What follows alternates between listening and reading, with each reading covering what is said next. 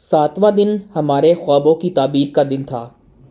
पिछले साल K2 base camp से आने के बाद गूगल पर जब स्नो लेक की तस्वीर देखी थी तो मैं इसका दीवाना हो गया था और फैसला कर लिया था कि अगले साल ये ट्रैक करना है। पूरे एक साल की जद्दोजहद के बाद आज वो दिन आ गया था जो हम सबके ख्वाबों की ताबीर का दिन था। पिछले इतने दिनों की थकावट और ख्वारी सब भूल चुके थे। रात ही हमें ऑर्डर मिल गया था कि आगे ट्रैक ख़तरनाक है, तो धूप निकलने से पहले पहले जितना ट्रैक कर सकते हैं करेंगे। बिस्मिल्लाहिर्रहमानिर्रहीम। आज 9 अगस्त है और इस वक्त रात के जो है वो 3:30 बज रहे हैं।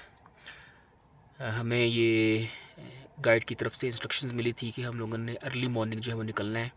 4 बजे जो है हमें वो नाश्ता मिलेगा और 5 बजे से पहले पहले हम लोग यहाँ से निकल जाएंगे ताकि ग्लेशियर को हम क्रॉस कर सकें। तो अभी बस हमारा नाश्ता तैयार होने वाला है, आवाज़ें आ रही हैं, लोग उठ गए हैं। तो नाश्ता करने के बाद फिर हम लोग निकलते हैं। लिहाजा 5 बजे से पहले ही सब उठ गए और नाश्ता कर लिया। पोर्टर्स, गाइड और हमारा ग्रुप सब अपने अपने गैजेट्स के साथ तैयार थे। 6:30 बजे हम लोग पत्थरों से उतरकर नीचे आ गए। नीचे आते साथ सब ने हार्नेस पहनी और एक लाइन में सबको रस्सी से अटैच कर दिया गया और हम सबको हिफाजती लेक्चर मिला कि सब ने गाइड के कदमों को फॉलो करना है और अगर कोई किसी क्रेविसेस में गिर जाता है तो बाकी लोग क्या करेंगे। ये आगे जो है ये सारा क्रेविसेस वाला एरिया स्टार्ट होने लगा है, जिसमें बड़ी बड़ी और गहरी क्रेविसेस है, जिसके लिए हमें ये रोप फिक्स करनी पड़ेगी और सारे लोग अपने हार्नेस के साथ इससे अटैच हो जाएंगे और एक लाइन में जो है वो चलते जाएंगे ताकि खुदा न खास्ता अगर कोई गिरता है तो उसको रेस्क्यू किया जा सके।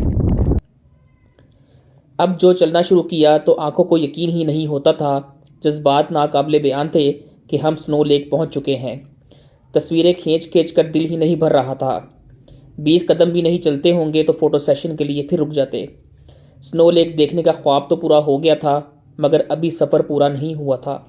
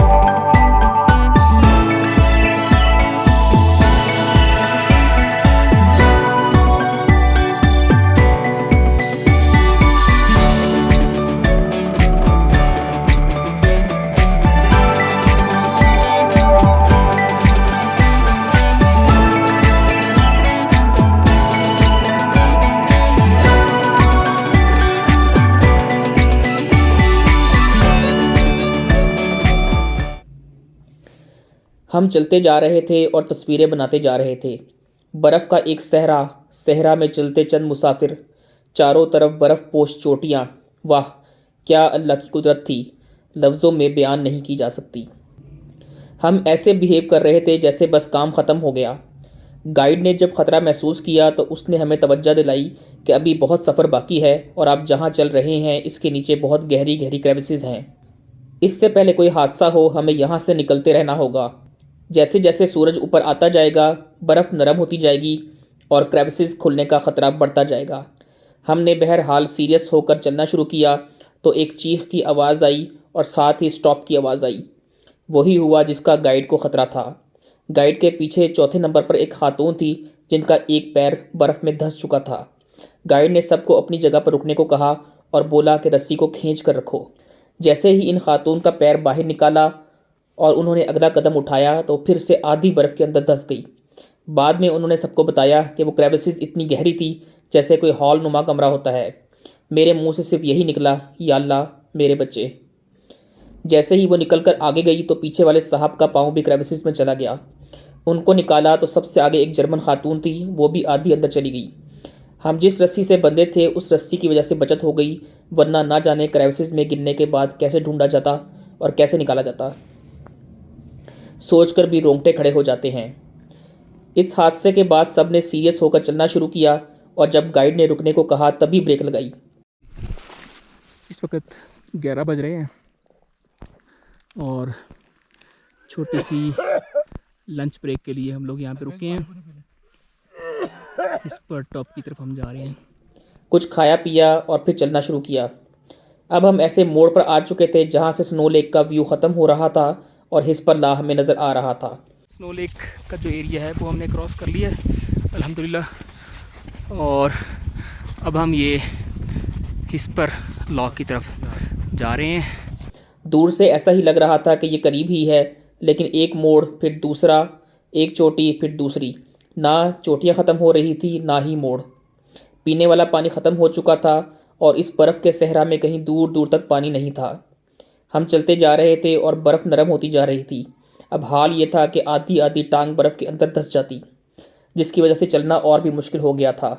भूख और प्यास से बुरा हाल था। चंद कदम चलते और रुक जाते, फिर चंद कदम चलते और रुक जाते।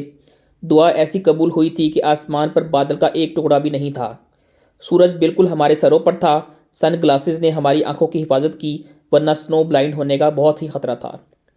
ट्रैक के दोनों जानिब क्रेविसेस नज़र आ रही थी और चोटियों से अवलाश गिरने का भी खतरा हर वक्त था। लिहाजा हम चुपचाप अपने आप को घसीटते रहे। बहरहाल 3 बजे हम हिस्पर टॉप पहुँच गए। सब ने एक दूसरे को गले लगाया और मुबारकबाद दी।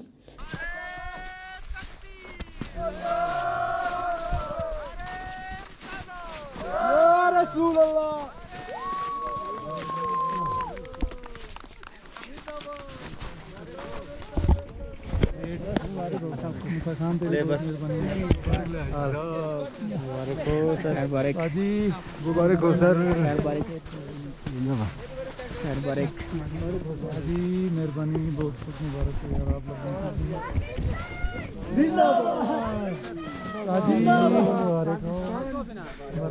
भाई अल्हम्दुलिल्लाह रब्बिल आलमीन। इस वक्त पूरे 3 बज रहे हैं और अल्हम्दुलिल्लाह हम लोग हिस्पर टॉप पर पहुंच चुके हैं। अल्हम्दुलिल्लाह, आपने देखा कि सब लोगों ने हमारी मुबारकबाद दी। 10 घंटे हो गए हैं मुसलसल चलते हुए। सुबह 5 बजे से निकले हैं और 3 बज गए हैं। और इस्लाम की बाहों में आ जाओ। Thank you. आओ जी, ओए आमिर साहब इस्लाम की बाहों में आ गया, ये देखो। वाह जी वाह, मुबारक हो बहुत। ये मुबारकबादें वसूल कर रहे हैं हम लोग और अल्हम्दुलिल्लाह पहुंच गए हैं। थोड़ा देर रेस्ट करेंगे और फिर कैंप की तरफ रवाना होंगे। ये सफ़र ख़त्म नहीं हुआ। पाकिस्तान, पाकिस्तान, पाकिस्तान,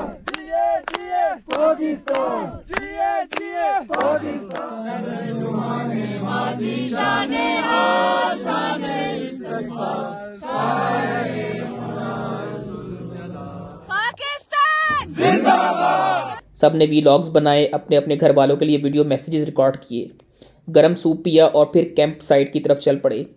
मजबूरी थी कि इस बर्फ़ में कैंप नहीं लगा सकते थे, क्योंकि इस टॉप पर रात गुजारना जान को ख़तरे में डालने से कम नहीं था। लिहाजा दोबारा चलना शुरू किया। याद रहे अभी तक हम रस्सी के साथ अटैच थे, क्योंकि ख़तरा अभी बाकी था। 3:45 बज चुके हैं और अब हम हिस्परला से नीचे की तरफ चलने लगे हैं। दोबारा रोप के साथ अटैच हो रहे हैं क्योंकि अभी जो है वो ख़तरा बाकी है। वैसे तो अब हम नीचे की तरफ जा रहे थे, लेकिन नरम बर्फ़ की वजह से चलना भी मुश्किल था और बर्फ़ जूतों के अंदर जाने की वजह से जूते भी गीले हो चुके थे। आज हमने जिस कैंप साइट पर रुकना था इसका नाम खानीबासा था, लेकिन हम बहुत लेट हो चुके थे और कुछ मिसकम्युनिकेशन की वजह से कुछ पोर्टर्स भी आगे पीछे हो गए थे। हम सब की हिम्मत जवाब दे चुकी थी, लिहाजा गाइड ने मुनासिब जगह देखकर कैंप लगवा दिए। बस ओके सोके होकर रात गुजारनी थी, क्योंकि यहाँ पीने के लिए पानी भी नहीं था। हर चीज़ बर्फ़ से जमी हुई थी और ठंडी थी। इन फ़ौजी जवानों के लिए बहुत दुआ निकली जो इस तरह की चोटियों में बैठकर मुल्क की हिफाजत करते हैं।